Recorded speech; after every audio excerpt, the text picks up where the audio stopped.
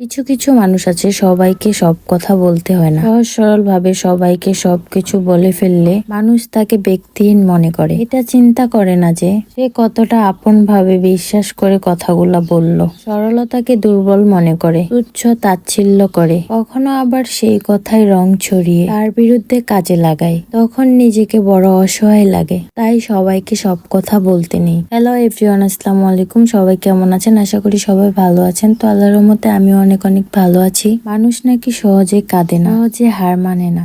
তাহলে কি আমি মানুষ না?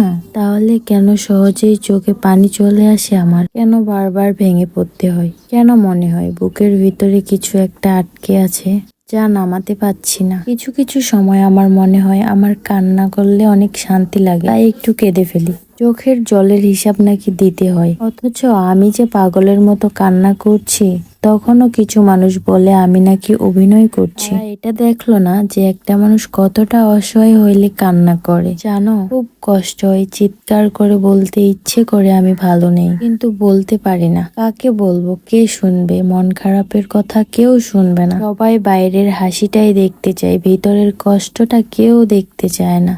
বিবেক দিয়ে কাউকে বিশ্বাস করলে সেটা হয় বিশ্বাস, আর আবেগ দিয়ে কাউকে বিশ্বাস করলে সেটা হয় অন্ধকার বিশ্বাস।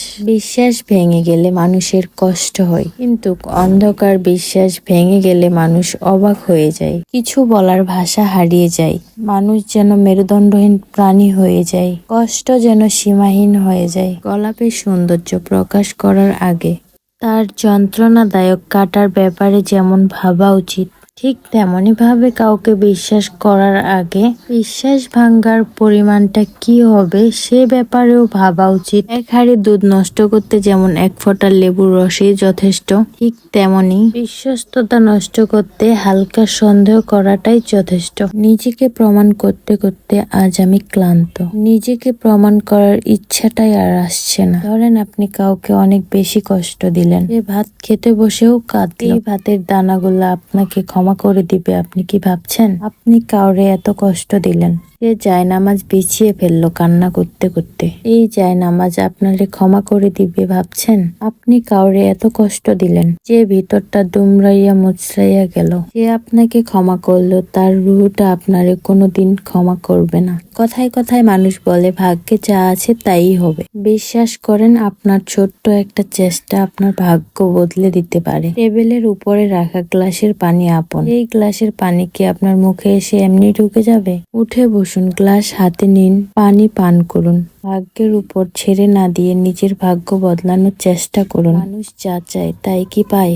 মানুষ তাই পায় যেটার জন্য মানুষ চেষ্টা করে। চেষ্টা আপনার পক্ষ থেকে, আর পূর্ণতা আসবে আল্লাহর পক্ষ থেকে ইনশাআল্লাহ। সবার মনের মতো হওয়াটাই বোকামি। আপনি যতই ভালো কিছু করেন তাও সবার মনের মতো হইতে পারবেন না। তাই আমি মনে করি সবার মনের মতো হওয়ার চেষ্টা করাটাই হচ্ছে বোকামি, পুরাই ব্যর্থ। নিজেকে খুশি রাখুন, ভালো থাকার জন্য এটাই যথেষ্ট। তুমি যতই চেষ্টা করো না কেন কারো মনের মতো হইতে পারবে না। এই পৃথিবীর মানুষের চাহিদার কোনো অভাব নেই, তুমি তাদের চাহিদা পূরণ করতে পারবে না। তাই কারো মনের মতন না হওয়ার চেষ্টা করাটাই বেটার। আজকের মতো এ পর্যন্ত। সবাই ভালো থাকবেন। আল্লাহ হাফেজ।